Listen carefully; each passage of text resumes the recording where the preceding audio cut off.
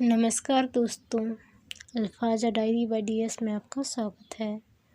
आज की कहानी का नाम है कुंवारी, जो इस्मत चुगताई जी द्वारा लिखी गई है। कहानी को शुरू करने के पहले यदि आप चैनल पर नए आए हैं तो चैनल को सब्सक्राइब कर बेल आइकन को क्लिक कर लें। चलिए शुरू करते हैं। उसकी सांस फूली हुई थी। लिफ्ट खराब होने की वजह से वो इतनी बहुत सी सीढ़ियाँ एक ही सांस में चढ़ाई थी।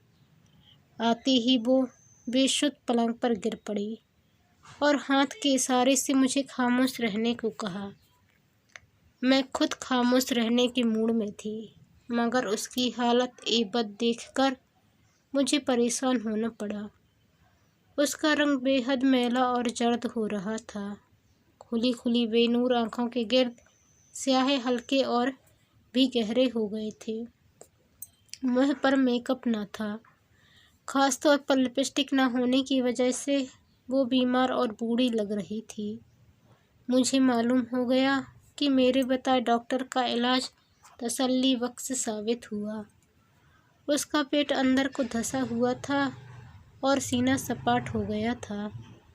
मुझे मालूम हुआ कि इस कत्ल की मैं भी कुछ जिम्मेदार हूँ, मगर मैं डॉक्टर का पता न बताती तो कोई और बता देता।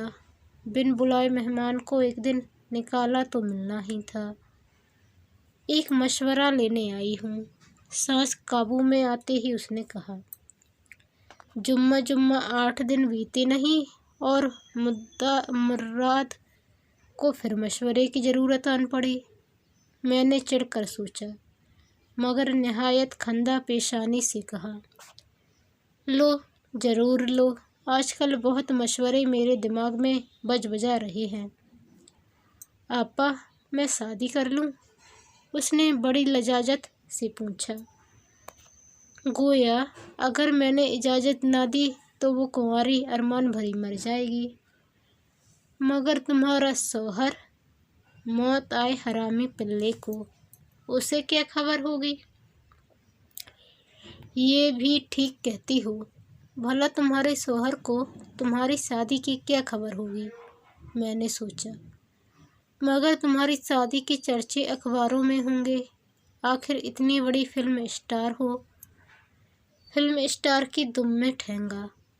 अल्लाह गवाह है, मुझे नहीं मालूम कि ये गाली हुई कि नहीं। मदन एक सांस में 3 गालियां बकने की आदी है। मुझे तो उसकी ज़बान से निकला हुआ हर लफ्ज़ गाली जैसा सुनाई देता है, मगर ये हकीकत है कि सिवाय चंद आम फहम गालियों के ये किलकारियाँ मेरे पल्ले नहीं पड़ती। भाई, एक बात मेरी समझ में बिल्कुल नहीं आती। मैंने बात की लगाम एकदम दूसरी सड़क पर मोड़ दी। तुम शादीशुदा हो तो तुम्हारा बच्चा हरामी कैसे हुआ? ओह आपा, अल्लाह का वास्ता कभी तो समझा करो। कम वक्त शादी तो सब्बू 2 साल का था तब हुई थी। सब्बू के बाप से ही ना? मैंने सहम कर पूछा। तुम्हें याद तो कुछ रहता नहीं, बताया तो था वो कम वक्त। अच्छा, याद आ गया। वो तुम्हें गृहस्थी का शौक चर्राया था। मैंने अपनी कुंद जहनी पर शर्मिंदा होकर कहा। भूसा चर्राया था। माँ की कसम ने धंधा कराना शुरू कर दिया। माँ का कसम रिश्ते में क्या हुआ? छोड़ो इस नामुराद शादी के तज़किरे को, नई शादी का जिक्र करो। अल्लाह रखे कब तक रही हो। कौन है वो खुशनसीब? सुंदर। और वो कहा मारकर कालीन पर लौट गई। एक ही सांस में उसने सब कुछ बता डाला। कब इश्क हुआ, कैसे हुआ, अब किन मदारिज से गुजर रहा है। सुंदर उसका किस बुरी तरह दीवाना हो चुका है। किसी फिल्म में किसी दूसरे हीरो के साथ लव सीन नहीं करने देता, और वो खुद भी उसे किसी दूसरी हीरोइन के साथ रंगरलियां नहीं मनाने देती। आपा, ये फिल्म वालियाँ बड़ी छिनाल होती हैं, हर एक से लंगर लड़ाने लगती हैं। उसने ऐसे भोलेपन से कहा जैसे वो खुद बड़ी पारसा है। आपा, कोई चटपटी सी कहानी लिखो, हम दोनों उसमें मुफ्त काम करेंगे, मज़ा आ जाएगा। उसने चटखारा लिया। सेंसर सब काट देगा। सेंसर की। उसने मोटी सी गाली सेंसर की कैंची पर दागी। शादी के बाद काम थोड़ी करूँगी। सुंदर कहता है अपनी दुल्हन को काम नहीं कराऊंगा। चंबोर में बंगला ले लेंगे, ख्वाबों के झूले में पींगे लेते हुए कहा। और एक दफ़ा तो मुझे भी यकीन हो गया कि उसकी दुनिया बस जाएगी। चंबोर बंगले में वो बेगम बनी बैठी होगी, बच्चे उसे चारों तरफ से घेरे होंगे। अम्मा खाना वो चिल्लाएंगे। अहे जरा सब्र करो, आलू तो गल जाने दो। वो कफगीर से उन्हें मारेगी। तब बच्चों का बाप मुस्कुराएगा। बेगम क्यों मारती हो, अभी बच्चे हैं। बस एक लौंडा हो जाएगी, फिर साले को शादी करनी पड़ेगी। तो क्या अभी शादी नहीं हुई? ख्वाबों की बस्ती से लौटकर मैंने पूछा। मेरा दिल बैठ गया, जैसे मेरी अपनी कुंवारी की बारात दरवाजे से लौट गई। नहीं बाप, आपा हरामजादा है, बड़ा चालाक, ना जाने क्या करता है। बहुत देर तक सुंदर को फांसने की तरकीबें पूछती रही। ना जाने क्यों ये बात उसके दिल में बैठ गई थी कि अगर बच्चा हो गया तो सुंदर के पैर में पीड़ियाँ पड़ जाएंगी। और फिर भी उसने शादी न की तो करेगा कैसे नहीं, उसका तो बाप भी करेगा। खैर, बाप का जिक्र फिजूल है, वो मर भी चुका। हरामजादे की छाती पर चढ़कर खून न पी जाऊंगी। सब्बू के बाप की छाती पर चढ़कर के क्यों न खून पी गई। जब मेरी उम्र ही क्या थी, उल्टी चोर सी बन के बैठ गई। बस तुम कोई ऐसी तरकीब बताओ कि साले की एक न चले। और जो तरकीबें वो मुझसे पूछ रही थी उनसे मुझे वहशत हो रही थी। मदन कई बार सुंदर को लेकर मेरे यहाँ आई। सुंदर अपने नाम की तरह हसीन और नौ उम्र था। मदन से किसी तरह बड़ा न मालूम होता था। नया नया कॉलेज से आया तो भूखे बंगाली की तरह चौमुखे इश्क लड़ाने शुरू कर दिए। इसी छीन झपट में मदन उसे उड़ा लाई। अच्छे घराने का कहकहाबाज और बातूनी लड़का पहली ही दफ़ा घर में ऐसा बेतकल्लुफ़ हो गया जैसे बरसों से आता जाता है। उसे देखकर ये अंदाज़ा लगाना मुश्किल न था कि क्यों मदन उसे दिल दे बैठी। उसकी सोहलत में एक लम्हा भी उदास नहीं गुजरता था। मदन जैसी पिटी पिटाई गम नसीब लड़की के लिए जरा सी नरमी भी छलका देने को काफ़ी थी। वो सुंदर के हर जुमले पर बेतहासा कह कहे लगाती। वो बात पर नहीं, उसके चेहरे के उतार चढ़ावों पर, लबों की जुम्बिश पर मशहूर होकर खिलखिला पड़ती। मुसर्रत की उछलती कूदती मौजें उसे झकोल डालती। सुंदर के लब हिलते और वो कहकहा मारती। पानी पीती होती तो उच्छू लग जाता। खाना को खाती होती तो मुँह का निवाला सामने बैठने वाले के ऊपर छिड़क देती। वो दोनों ना जाने अपना घर छोड़कर मेरे ही यहाँ कुलेरे करने क्यों आते थे। बच्चों जैसी शरारतें करते, कलाबाजियाँ करते, कभी रूठते कभी मनाते। उन्हें देखकर मुझे बकरी के दो खिलदड़े बच्चे याद आ जाते जो पराए खेत में फुदकने आ जाते हैं। क्या दंदनाता हुआ इश्क था दोनों का, वे परों के हवा में उड़े जाते थे। जंगली हिरनियों जैसी चौकड़ियाँ भरते हुए प्यार ने मदन की काया पलट कर दी। वो एकदम बेहद हसीन और जाजिब आ नज़र बन गई। जल्द के नीचे दिए रोशन हो गए। सोई हुई आंखें जाग उठीं। हजारों जादू सरगोशियाँ करने लगे। सपाट सीना खिल उठा। कूल्हे लहराने लगे। सुंदर सी कुश्तियाँ लड़ लड़कर वो फुर्तीले बन गई। सुंदर की और मदन की जोड़ी बन गई।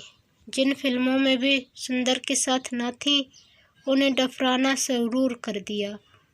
सेट से बड़े मार्के के सीन मेकअप रूम में होने लगे। वो फिल्में जो आधी हो गई थीं चीथड़ा हो गई। मदन ने पहली बार किसी नौजवान को दिल दिया था। सब कुछ भूलकर वो उसी में डूब गई। सुंदर उसके बड़े लाड़ सहता, उसके छिछोर पर हंसता, उसके उजड़े हुए घर में जान डाल देता। नानी को अम्मा अम्मा कहकर मस्का लगाता, खाला से बैठकर गप्पे मारता, भाई को विस्की पिलाता, बच्चों के साथ झमा धमा चौकड़ी मचाता। उसे मदन के जिस्म से मतलब था। उसकी आमदनी इसी तरह मुँह बोले रिश्तेदारों के तन्नूर में झोंकी जाती थी। सब्बू को वो बहुत प्यार करता। मदन ने इस बदनसीब बच्चे का हाल उसे सुना दिया था। वो उसे बेटा कहकर गोद में बिठाकर घंटों प्यार की बातें किया करता। आपा, सब्बू नगोड़े का बेटा कहता है, बस तुम ही समझ लो क्या बात है। वो झूम कर कहती और मेरे कानों में मदन की बारात के ढोल गूंजने लगते।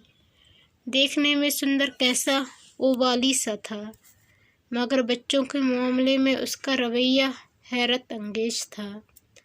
आती ही बच्चे उसे मक्खियों की तरह घर लेते। उसकी जेबें क्या थीं, उमर अय्यार की जंबील थी। रंगीन पेंसिलें, पटाखों की डिब्बियाँ, कागज़ पर उतारने की तस्वीरें, चॉकलेट, मीठी गोलियाँ, ना जाने क्या इल्ला बिल्ला निकाल कर बांटने लगता। एक दिन बच्ची ने मेरी सेंट की शीशी तोड़ दी।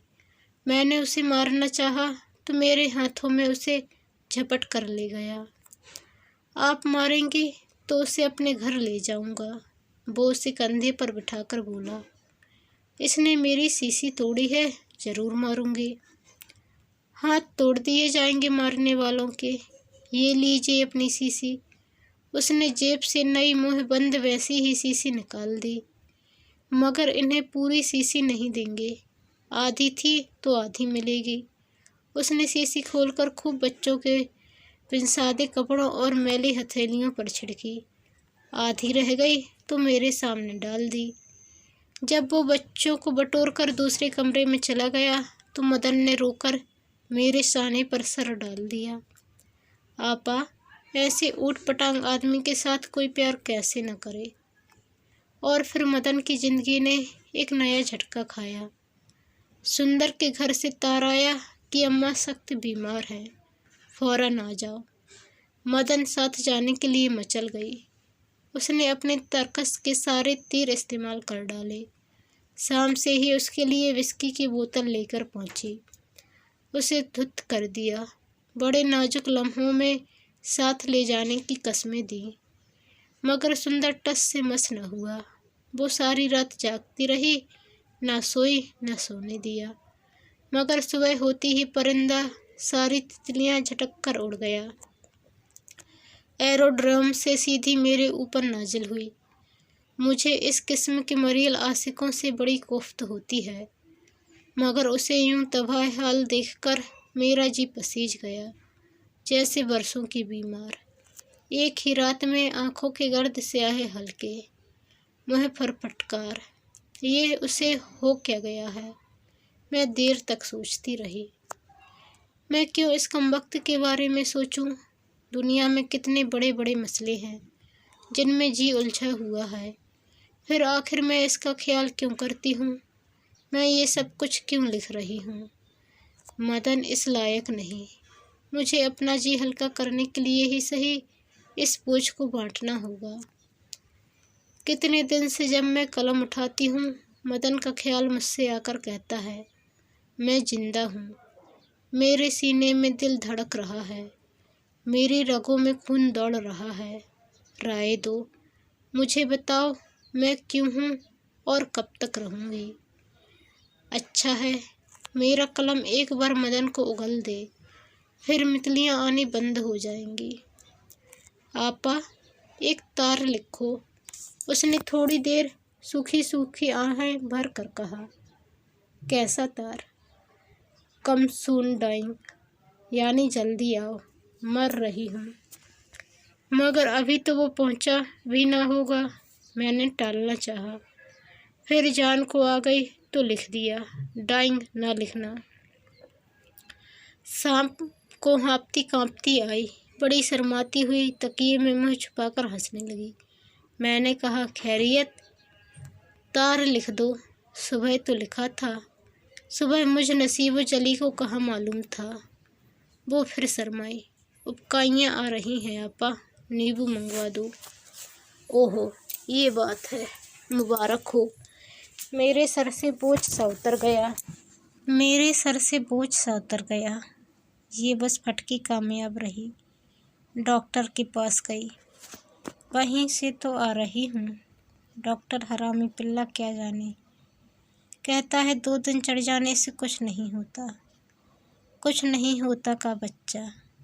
आपा कपड़े वगैरह तो सिलवा दोगी? हंक हंक, भाई हमसे तो नहीं पलेगा, तुम ही पाल दोगी वो? ठुनकने लगी। मैंने हामी भर ली। तो फिर तार लिखो ना। क्या लिखूं? लिखो सनबॉर्न कम सून। गधी हो तुम, अभी कहाँ से सनबॉर्न? अच्छा, तो सनबॉर्न होने वाला लिख दो। चलो स्टर्न, उसके आने का इंतज़ार करो, और क्या मालूम, शायद लड़की हो। वाह, लड़की छिनाल काहे को होगी, मेरी तरह सड़ने को? मेरा जी कहता है लड़का ही होगा। फिर थोड़ी देर सोचकर एकदम बोली, मर जाए अल्लाह करे। कौन? मैंने चौंक कर पूछा। सुंदर की माँ, उल्लू की पट्टी। बीमार कुछ नहीं, ससुरी ने अपने यार को बुलाने के लिए ढोंग रचाया है। उसने निहायत पुरमगज किस्म की फूलदार गालियाँ टिकाईं। अहमक हो तुम, कैसे मालूम? अरे मैं खूब जानती हूँ इन मैयत बेटियों को। जब से मदन की ज़िंदगी में सुंदर आया था, उसने गालियाँ बकना बंद कर दी थी। सुंदर के प्यार ने रिश्ते जख्मों पर फाय रखकर कलाजत का मुँह बंद कर दिया था। उसकी आंख ओझल होते ही कच्चे जख्मों के मुँह खुल गए, पीप बहने लगी। उसके मुँह से फिर वही गालियाँ सुनकर मेरा जी बैठ गया। मारे गुस्से के रिन पटाखों की लड़ी बन गई। उसका ताल्लुक है? किसका? उसकी अम्मा बहनिया का। सच्ची आपा, बहुत सी औरतें ऐसी होती हैं, बचपन ही। लानत हो तुम्हारी जबान पर। अल्लाह कसम आपा, हमारे पड़ोस में एक बीवी रहती थी अपने सगे भाई से। मैंने उसे रोक दिया।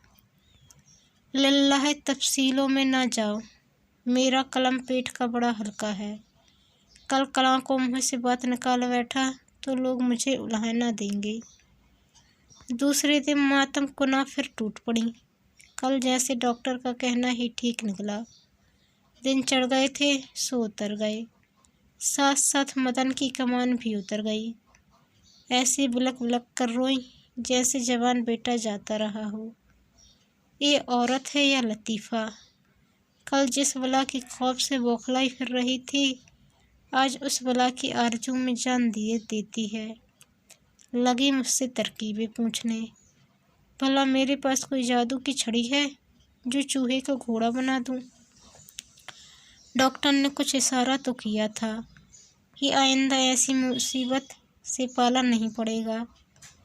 मैं उसे बावजूद कोशिश के ना बता सकी कि सुंदर को फांसने वाली चाल के पैर मफलूज हो चुके हैं।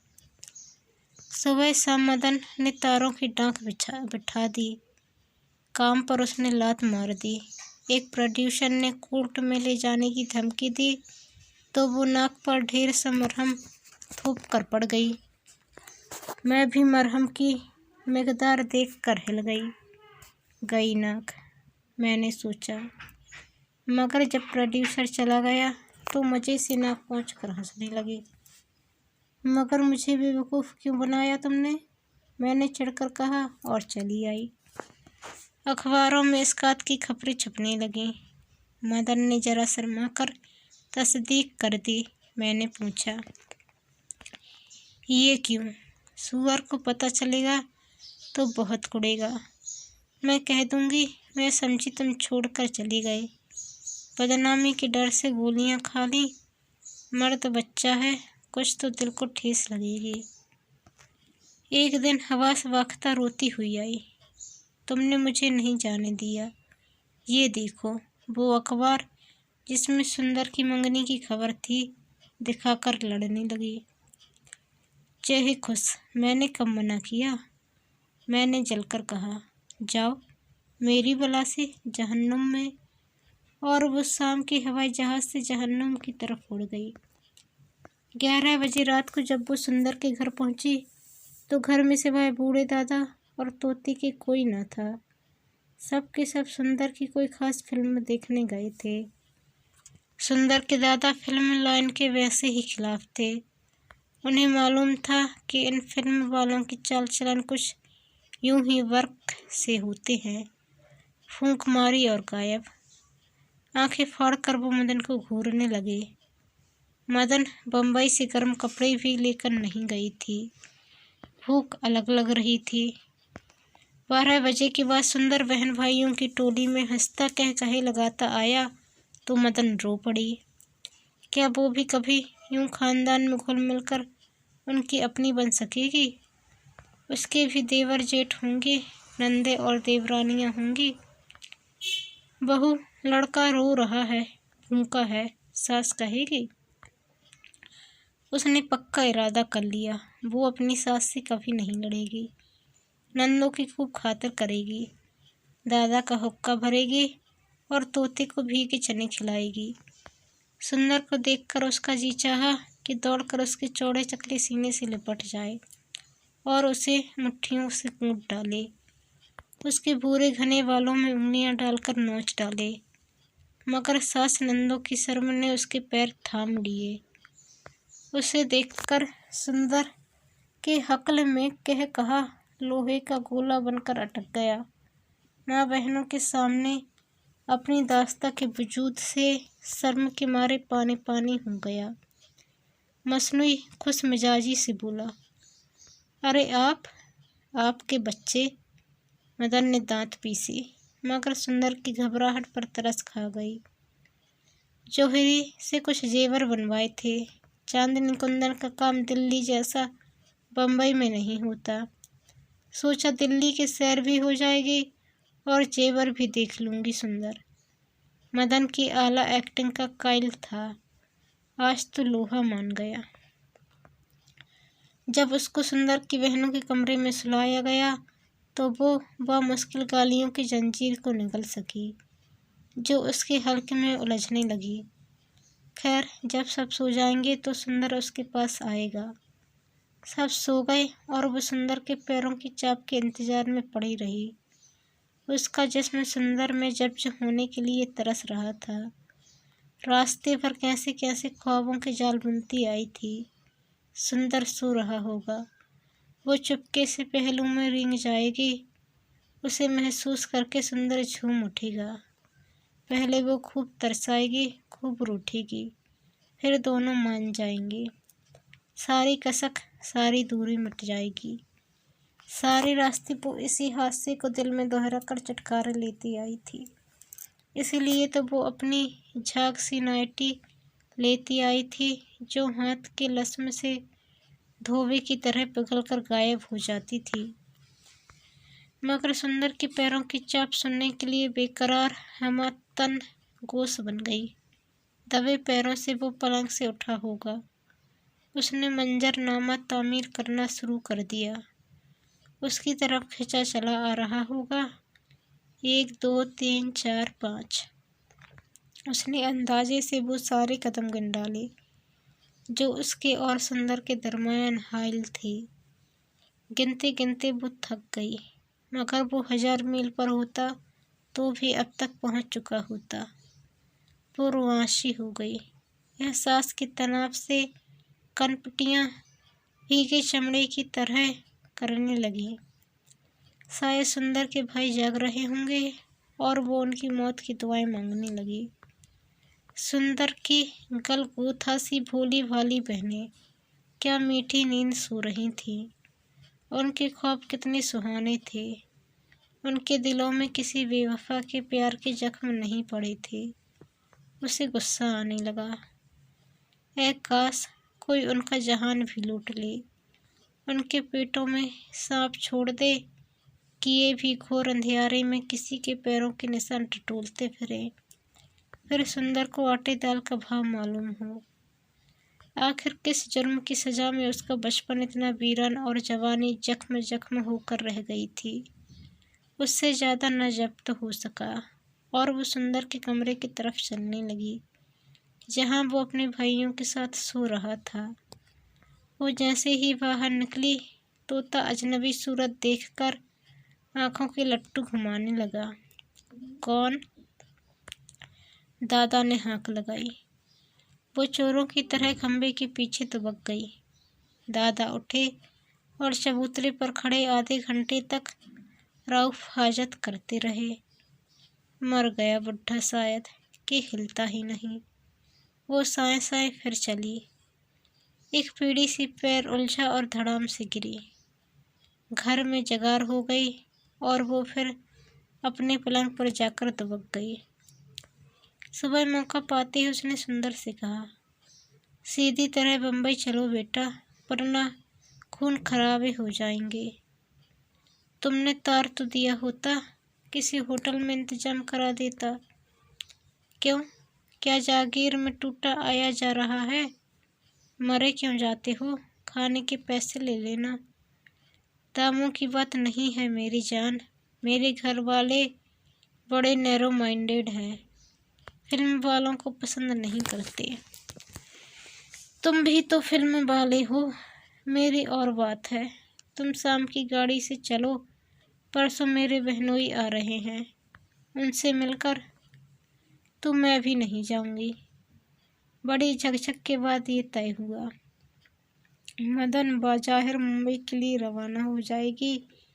एक स्टेशन बाद नई दिल्ली उतरकर किसी होटल में ठहर जाए। सुंदर वहीं आ जाएगा।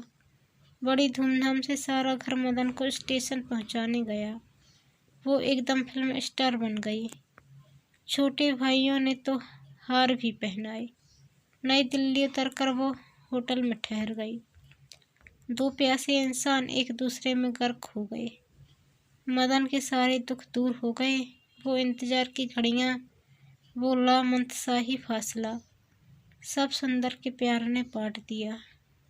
मगर बावजूद खुशामद के सुंदर रात गुजारने पर राजी न हुआ। मेरी माँ मैरी बगैर रात भर बिना खाए बैठी रहेगी। तुम्हारी अम्मा की वो मोटी सी गाली चबा गई।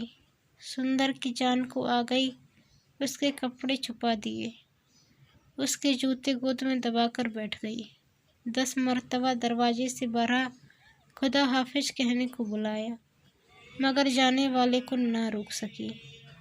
वो उसे सूने अजनबी बिस्तर पर सिसकियां भरता छोड़कर चला गया। दूसरे दिन सुंदर हश्व आबायदा आ गया। मदन ने पूरा बक्स बियर की बोतलों का बर्फ में लगा के रखा था। आतिशदान में धीमी धीमी आंच उठ रही थी। मदन की नाइटी पिघल रही थी। सुंदर बियर पीता रहा और वो उसकी आगोश में बिखरती रही। काश कोई वक्त की लगामें पकड़ के रोक देता। ये लम्हे यूं ही फिजा में मुवक्कल हो जाते। वो इसी तरह सुंदर में तहलील हो जाती। दूरी का सवाल मिट जाता। वो पीते रहे, सोते रहे, फिर जाग उठे और फिर सो गए। शाम को दोनों नन्हे बच्चों की तरह टब में चौहले करते रहे। बाहर की दुनिया उनके लिए खत्म हो चुकी थी। गीले बदन आतिशदान के पास दो जानू होकर उन्होंने अपनी दुनिया पा ली थी। दिन भर की बियर का नशा फीका पड़ना से पहले विस्की का रंग चढ़ने लगा। मदन किसी न किसी बहाने सुंदर को लगाए रखना चाहती थी। अगर उसका बस चलता तो वो उसकी मम्मी बनाकर तकिए पर सुला देती और फिर उसके मुँह पर मुँह रखकर अदबी नींद सो जाती। बस ना था जो उसे सारी दुनिया से छीनकर अपने दिल के किसी कोने में कैद कर दे और ऐसा जबरदस्त ताला डाले कि सर पटके न खुले। मगर बियर न विस्की। सुंदर के जाते कदम डगमगा न सके। मदन पर भूत सवार हो गया। सुंदर ने हश्व अमामूल उसकी ठुकाई शुरू की। इतनी जोर से उसकी पसली में लात मारी कि आंखें निकल पड़ी। घबरा कर उसने फिर से उसे बाहों में समेट लिया। बस यही अदा तो मदन के मन को भा गई थी। उसे यूं बिखेरने और समेटने में ही लुत्फ आने लगता था। उस चार चोट की मार ही में लज्जत मिलने लगी थी। मदन तो चाहती ही थी कि वो उसे इतना मारे कि हड्डियां चकनाचूर हो जाएं। तब वो उसे छोड़ कर न जा सकेगा। मगर खानदान वालों की दहशत मदन के प्यार से ज़्यादा मुहीब साबित हुई और वो चला गया। और मदन सुबह तक आहें भरती रही, तड़पती रही। काश वो लंगड़ा लूला और अपाहिज होता। उसके सब जानने वाले उसे भूल जाते और वो सिर्फ उसका होकर रह जाता। बम्बई में सुंदर को एक मर्तबा बुखार आया था। दुनिया को लात मारकर वो उसकी पट्टी से लगकर बैठ गई। न उसके लिए घर खबर थी, न मिलने जुलने वालों को आने दिया। बैठी जिस्म से लगकर सो रही। ख्वाब में उसने देखा गरम गरम सुनहरी आँच में वो पिघलती रही है और वो सुंदर के जिस्म पर खोल बनकर मर गई है। उसके रिश्तेदार किसी जतन से भी मदन का प्लास्टर न खुरच सकेंगे। डॉक्टर ने उसे डराया कि अगर वो घंटे में 1000 बार उसे टटोलेगी तो वो अच्छा न हो सकेगा। खुदा खुदा करके रात बीती और दिन हुआ। सुंदर कह गया था कि शायद वो देर से आए। लम्हे पहाड़ हो गए। दीवानी बिल्ली की तरह वो होटल में चक्कर काटती रही। फिर तांगा लेकर शहर की खाक छान डाली। 2 जोड़े लाई थी जो चिकट हो गए थे। उसकी उजाड़ सूरत पर किसी को फिल्म स्टार होने का गुमान भी न था। एक सिनेमा हॉल पर ठट लगे हुए थे। वहाँ मदन की हिट फिल्म चल रही थी। उसका जी चाहा तांगे पर खड़ी होकर दुपट्टा हवा में लहराकर वहीं गीत गाने लगे, जिसे लोग सुनने के लिए 10-10 मर्तबा जाते थे। मगर उसने टाल दिया। गाने की आवाज़ तो लता की थी। उसकी अपनी आवाज़ तो रात भर की जगार से फटा बांस हो रही थी। करोड़ों के दिल की मल्लिका ख्वाबों की रानी के भरे शहर में सुनसान दिन लिए तन्हा वहशियों की तरह जब चक्कर काटते काटते पैर सल हो गए तो वो आजाना की तरफ चल दी। मगर वहाँ जाकर मालूम हुआ सारा खानदान अमृतसर गया हुआ है। मंगनी की खबर सच ही निकली। सर झाड़ झकाड़ वो सीधी स्टेशन से मेरे यहाँ चढ़ दौड़ी। न जाने कै दिन से न नहाई न दांत बांझे। इतनी बदसूरत फिल्मी हूर मैंने इससे पहले कभी न देखी थी। मैंने मदन से बहुत कहा, नहा डालो, कुछ खा लो। अब तो सुंदर हरामजादे की भत्ती ही खाऊंगी। बताओ आपा क्या करूं? इस कमीने ने मुझे खराब किया और अब ब्याह रचा रहा है। अब बनो मत, तुम पहले ही से खराब थी। मैंने जलकर कह दिया। आपा, तुम भी अब कह रही हो? तुम तो बड़ी रोशन ख्याल हो। जी चाहा इसी के लहजे में कह दूं। रोशन ख्याल की तुम, भला इससे ज़्यादा रोशन ख्याली और क्या कर सकती हूँ कि तुम्हारी इस नामुराद जिंदगी का इल्ज़ाम तुम्हारी महरूमियों और अमर तन्हाई के सर थोप दूँ। क्या मैं तुम्हारी बीती हुई जिंदगी के कदम पलट कर नई राह पर डाल सकती हूँ? क्या ये जबरदस्ती हल्क में उतारा हुआ जहर जो तुम्हारी रगों में जब्त हो गया है निचोड़ कर निथार सकती हूँ कि तुम अलग और जहर अलग? नहीं, ये जहर तो अब गिरफ्त से बाहर हो चुका है। तुम नहीं जानती आपा, उसने ठंडी सांस भरकर कहा। और मैंने सोचा, बेशक मैं नहीं जान सकती। तुम जानती हो कि वो जिंदगी इंसान को क्या बना देती है, जहाँ न माँ का प्यार, न बाप की शफ़क़त, न भाइयों के प्यार भरे घूंसे, न बहनों की मीठी मीठी चुटकियाँ। तुम थूहड़ का पौधा हो, न फूल न फल। सुंदर से मिलने की हर कोशिश नाकाम साबित हुई। जिन फिल्मों में वो काम कर रहे थे वो एक दूसरे की गैर मौजूदगी में बनने लगे। एक दिन न जाने कैसे सुंदर के फ्लैट में घुस गई। वो पिछले दरवाजे से निकल भागा। मारे गुस्से की मदन दीवानी हो गई। उसने फाटक पर उसे गिरेबान से जा पकड़ा। खून कर दूंगी हरामजादे, वो गुर्राई। वो भीगी बिल्ली बना उसके साथ कमरे में चला आया। क्या चाहती हो? उसने बजाय मारने पीटने की नरमी से कहा। काश वो मारता पीटता तो ये गैरत की दीवार टूट जाती। वो उसे मारकर समेट तो लेता, मगर नहीं। वो मारना भी अपनी हद तक समझ रहा था। मुझे नौकर समझ कर रख लो, तुम्हारी माँ के पैर धोकर पीऊंगी सुंदर। उन्हें पलंग पर बिठाकर राज कराऊंगी। तुम्हारे नौकर कितना पैसा चुराते हैं, मैं तुम्हारी नौकर बनकर रहूंगी। मगर वो हकसाया। सच्ची बात तो ये है भाई, मैं शादी के चक्कर में नहीं पड़ना चाहता। मगर मदन समझ गई कि ऊंचे घराने का पूत एक वेश्या से बदतर औरत को कैसे ब्याह सकता है। वो खुद 1000 औरतों के साथ रहकर भी कुंवारा है। उस कुंवारी से भी ज्यादा पाक और मुकद्दस, जिसका कुंवारपन किसी हादसे का शिकार हो गया। मर्द सदा कुंवारा ही रहता है, सोने के कटोरों की तरह, जिसमें कोई भी पानी पी ले तो गंदा नहीं होता। और मदन कच्चा सकोरा थी, जो साए से भी नापाक हो जाता है। मदन का खून खौल सा गया। सारे जख्म ताज़ा होकर छल गए। पहले तो उसने निहायत फूलदार किस्म की मुगली जात सुंदर के जन्म को सुनाई। फिर सारे घर की चीज़ें तोड़ डाली। तेल की बोतल से आईनों के परखच्चे उड़ा दिए। अलमारी से गिलास और बर्तन निकालकर छनाछन बजा दिए। नए सूट निकालकर ब्लेड से धज्जियाँ उड़ा दी। स्वेटर, मफलर, मोजे, बनियान दांतों से खसोट डाले। सारे शीशे टेनिस के रैकेट से फोड़ डाले। नए कीमती जूतों की कतार की चाकू से बोटियाँ उड़ा दी। दीवारों से फ्रेम उतारकर जूतों से कूटे। फिर सुंदर की मैली कमीज में मुँह डालकर रोने लगी। सुंदर खामोश सब कुछ देखता रहा। जब मदन ने मुँह से मैली कमीज हटाई तो वो जा चुका था।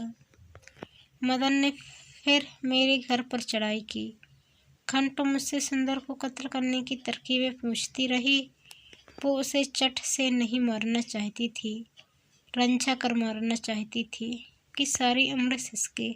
इसी तरह नामर्द कर दूं शुगर के बच्चे को। मुझे ऐसी कोई तरकीब नहीं मालूम, मैंने चिढ़कर कहा। उसकी आंखों में तेजाब डाल दूं, सारी उम्र को अंधा हो जाएगी। मगर न सुंदर नामर्द हुआ न अंधा।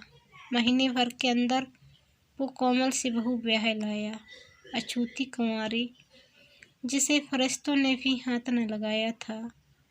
महीनों दुल्हन दूल्हा की फिल्म इंडस्ट्री में दावतें होती रहीं, मगर सदमे से मदन खुदकुशी कर लेती या घुल घुल कर मर जाती तो मेरी कहानी का कितने सलीके से खात्मा होता, और फिर मैं लिखते वक्त जिल्लत महसूस न करती।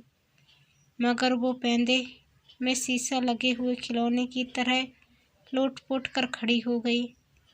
ऐसे ही एक दावत में वो एक पस्त कदनए लड़के के साथ वहीं अपने अजली खुरदुरे कह कहे लगा रही थी। वो लतीफ़े छोड़ रहा था, मदन को अच्छे लग रहे थे, और मुँह के निवाले वो पास खड़े होने वालों पर छिड़क रही थी। सुंदर भी इसी मेज पर अपनी शर्मीली दुल्हन को खस्ता समोसे खिला रहा था। मुझे देखते ही मदन ने मेरे कान में फुसफुसाई, आपा क्या राय है, शादी कर लूं? किससे? मैंने उकता कर पूछा। दर्शन से। मरता है हरामजादा, कहता है जहर खा लूँगा तुम्हारे लिए। वो नई दुल्हन की तरह शर्माई। जरूर कर लो, नेक काम में देर कैसी। इस बात को कितने साल गुजर गए, मगर उस वक्त तक जबकि मैं ये आखिरी सतरें लिख रही हूँ। मदन कुंवारी है, उसके शहर की गलियां मुँह बंद हैं। चंबोर में बंगला लेने का ख्वाब शर्मिंदा आतावीर नहीं हुआ। वो खूबसूरत सा बंगला जहाँ मदन बेगम बैठी हैं, बच्चे चारों तरफ से घेरे हुए हैं। अम्मा खाना दो, अम्मा खाना दो, और वो उन्हें कफगीर से मार रही है। बच्चों का बाप मुस्कुरा रहा है। मारती क्यों हो बेगम, बच्चे हैं।